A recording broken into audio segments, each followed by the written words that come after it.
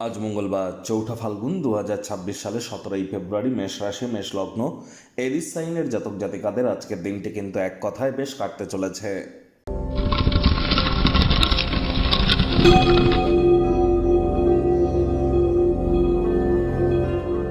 ভিডিওটির শুরুতেই আপনারা দেখতে পাচ্ছেন স্ক্রিনে সূর্যদেবের প্রণাম মন্ত্র।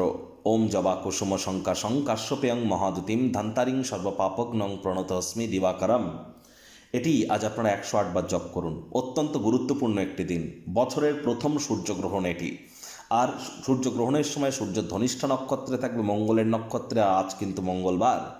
আর এই যে গ্রহণ হচ্ছে, এটি কিন্তু সূর্যগ্রহণ করাকালীন রাহু, বুধ, শুক্র, চন্দ্র এবং সূর্য এই পঞ্চগ্রহ একত্রে অবস্থান করছে, যার জন্য সূর্যের আপনার এই প্রণাম মন্ত্র যত বেশি জপ করবেন তত লাভান্বিত হবেন। যারা দীক্ষা নিয়েছেন গুরু মন্ত্র জপ করতে পারেন।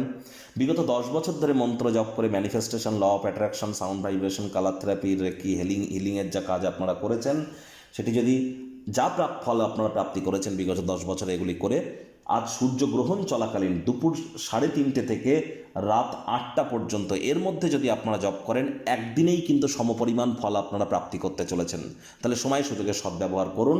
গ্রহণ চলাকালীন আপনারা একদমই বাড়ির বাইরে বার হবেন না, আগুন জ্বালাবেন না, খাদ্য খাবার খাবেন না। আর এ সময় গৃহের মধ্যে থেকে লাইট জ্বালিয়ে থাকুন এবং ঠাকুরের নাম জপ, ধ্যান, আরাধনা আপনারা করুন।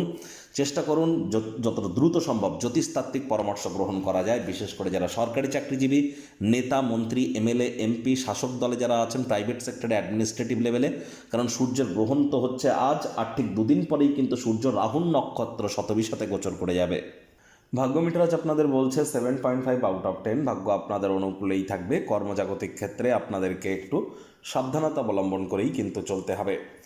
যারা নিছকে জীবনকে পূর্ণমাত্রায় উপভোগ করবার জন্য, আয়েশ, আমোদ, প্রমোদ, বিনোদনের জন্য দিনটি শুরু করতে চলেছেন, দিনটি কিন্তু তাদের ঠিক তেমনই অতিবাহিত হবে। অজানা উৎস থেকে অর্থ উপার্জন করতে আপনারা সক্ষম হবেন, যা আপনার জীবনে চলতে থাকা আর্থিক সমস্যার সমাধান করে দেবে। চাকরিজীবীদের অফিসে কম কথা বলে কাজ বেশি করতে হবে, মনের থেকে মস্তিষ্ককে বেশি দাম দিতে হবে। কোনো প্রকার অফিস পলিটিক্স বা গসিপিংয়ের অংশ যেন হবেন না, বসের কিন্তু কুনজরে আপনারা পড়ে যেতে পারেন। রাজনীতিবিদ যারা আছেন, জনসংযোগ বৃদ্ধি করুন। হার্ডওয়ার্ক, কঠোর কায়িক পরিশ্রমের কোনো বিকল্পই কিন্তু নেই।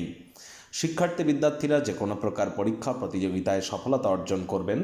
উচ্চশিক্ষার জন্য যারা বিদেশ যাত্রার কথা ভাবছিলেন, ভাগ্যদেবীও আজ আপনাদের পক্ষেই আছেন।